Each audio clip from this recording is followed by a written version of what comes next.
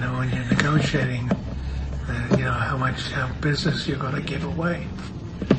So, and if your designs are basically going to make the boat worse, you don't know that at that point, because you know it after you get in production. Yeah. Yeah. But in order to get to 70 million, we sat down very orderly and said, all right, how many of these boats are we going to make? How many of this size boat? What, what's our margins on those? Mm-hmm. And what do we do about the Italian plant, and the Yugoslav government? Yeah. And so it isn't as if it's a simple thing. No. It's hugely complex. When you start off, you think, all right, that's a problem a lot of companies face. But you're going to find out that the basic design is faulty. In other words, you can spend all the time you want, you'll never get that price down. That window will never be able. And it's faulty because it's too expensive to make. Yeah. It's just the cost of that perfection. Yeah. You can't make money enough of a return on it. And the places, even with fiberglass. Fiberglass is everybody thinks of it as a cure-all. Mm-hmm. They think you just buy the fiberglass and you got a mold and you put the thing in, mm-hmm. and you put in our water-soluble film and you put the other thing in, it comes out of the thing. Yeah. First of all, there are a lot of, with Colin Chapman, they risk that it doesn't expose. The pressures are such that that it could kill people. Did that ever happen at Chris Craft? No. But we saw that it could happen very easily in Colin Chapman's place. Yeah. And when I read that article about how great his boat was, I told you when we went there, first thing I learned about them was that they were, their big thing was Formula One. And they had taken over this castle. Mm-hmm.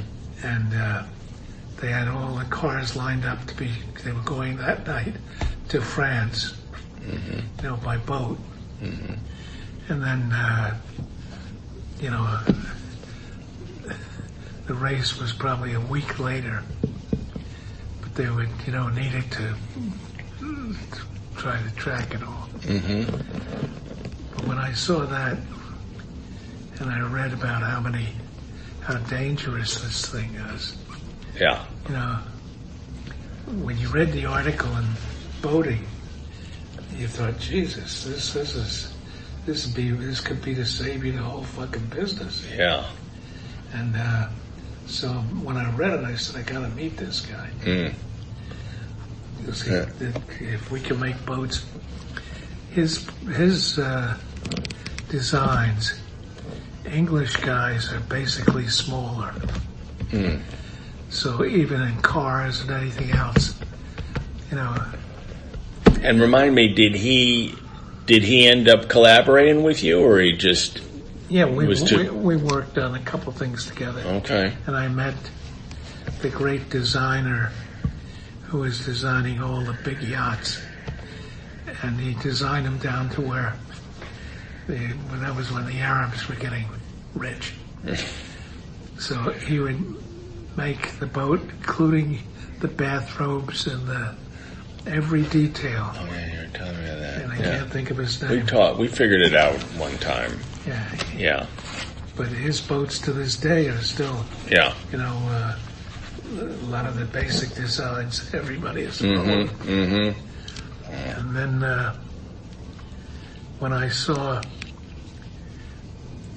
what the Italians had done, I felt, oh boy, this is the place to be. These guys know what they're doing. Yeah, yeah. I mean, when you saw the boats, you said, Jesus, they're gorgeous. So, You not only were you making them in Italy, yeah. you had Italian designers.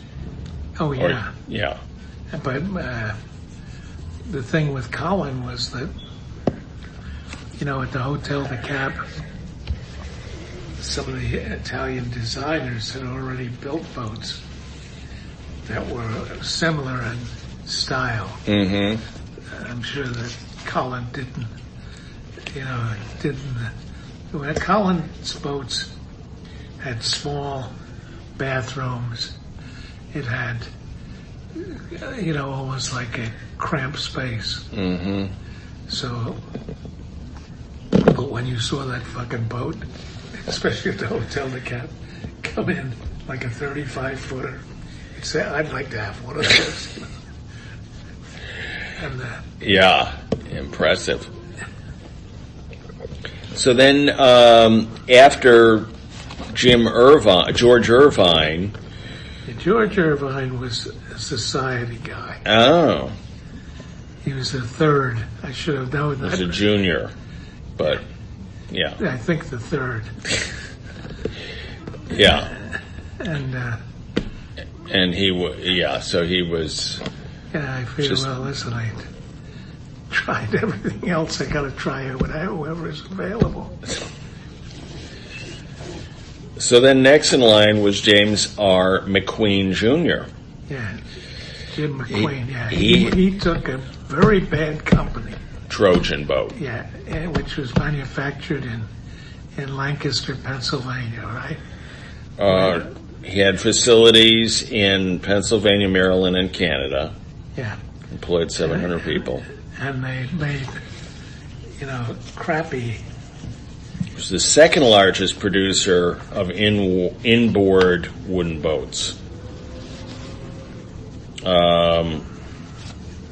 However, as at Chris Craft, McQueen was slow to realize the future of fiberglass. In his office, he had a sign that said, if God had intended there to be fiberglass boats, he would have made fiberglass trees.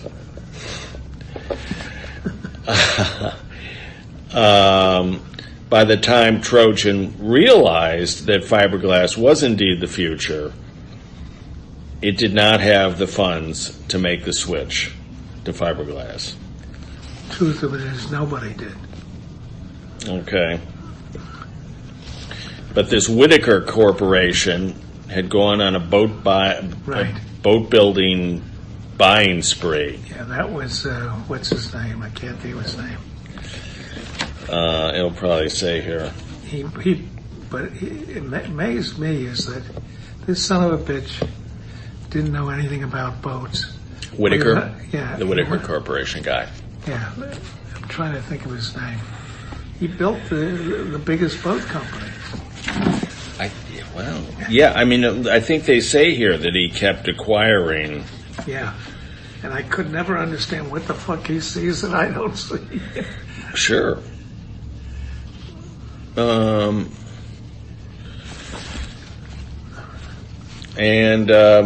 They had plants like we did.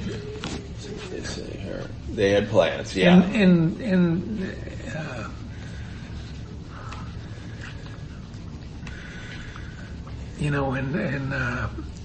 regular cities, Yeah. Chattanooga, place like that. Only because the labor market looked like it was good.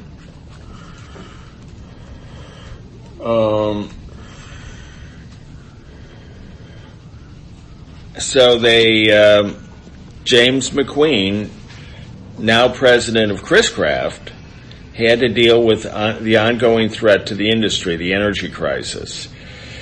In April '77, President Jimmy Carter addressed the nation by television, and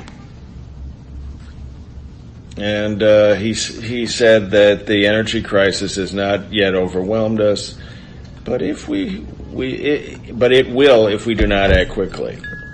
What did we do that was so quick? Well, I don't think we did, and he outlined steps. to